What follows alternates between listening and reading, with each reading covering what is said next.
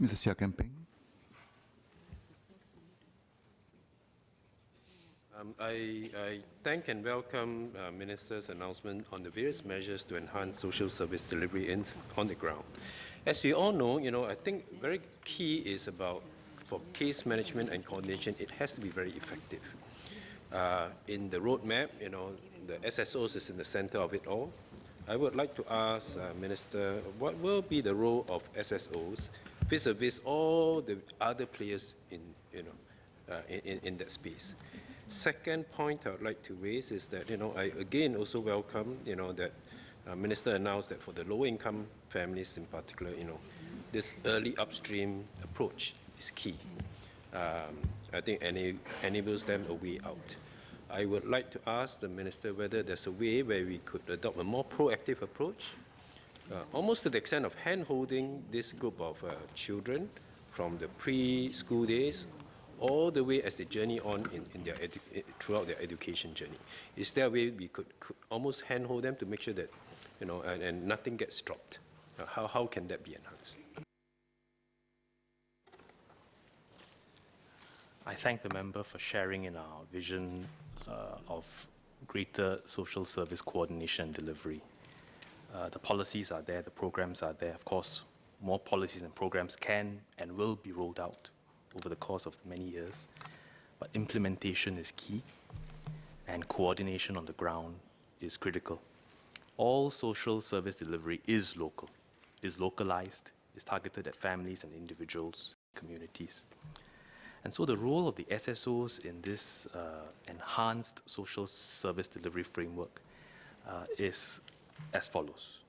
One, to bring networks of communities together at the local level. I said earlier in my speech that our SSOs will facilitate networking amongst VWOs, FSCs, schools, organizations, the grassroots, any organization on the ground that participates either generally or sectorally in supporting the vulnerable and the low income. We want to network them so that they can work better together. Second, through our SSOs, we will continue to oversee the identification of proper case leads for complex cases.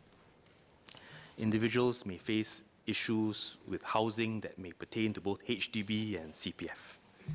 They may need financial assistance, but they would also like to be employed, have the skills needed to get a job so that they can stand on their own two feet. They may have family members who suffer from health or disability, and as a result, they need caregiving support, disability support, in order, or even respite care.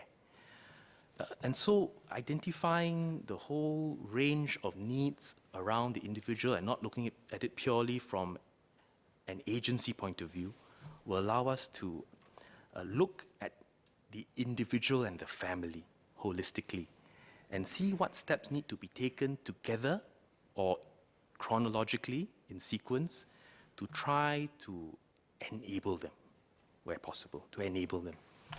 And so that will be what we need our SSOs and our partner agencies to do.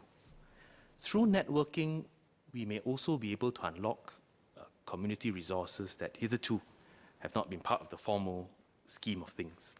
And I think that will just allow more people to come in and to provide support and to do so holistically in relation to an individual family in a way that enables them and not erodes whatever will they have to want to also play their part, and in a way that doesn't erode the principle of family as a first line of defense as well. So support the individual, support the family, but if all else failed, make sure your social safety net is as effective as can be.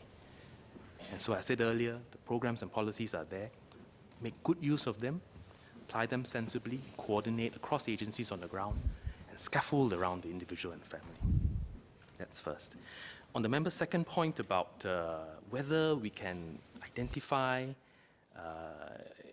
people from a young age and make sure that they are supported as far as possible through as much of life as possible, that really is what Speaker initiated when he started Kid Start, because he dreamt about the possibility of making sure that these children can aspire and dream and be able to meet those dreams. And that is why Kids Start puts in tremendous amount of resources. MSF and ECDA partnering with some hospitals, in this case KK, in a pilot to identify but not stigmatize, to be able to approach and not force, to be able to encourage and not cajole these families to come on board, to show that their children will have a better start in life if they, number one, enroll their children in early childhood, ensure that the childcare centers or kindergartens are adequately resourced to support them, to work with the families, including the parents, to give them the skills they need, to contribute more effectively as parents, especially when one or both of them are working, or it's a single parent family, and be able to rope in and pull in the schemes from across the landscape of government and the community to try to help these families and enable them. How far this goes through the child's journey into teenage and adulthood, I think we'll see as this pilot develops. But early indications show that it's welcome by the families, both the information and the support and awareness, and welcome by the childcare centers who get the support they need to enable these children to bloom.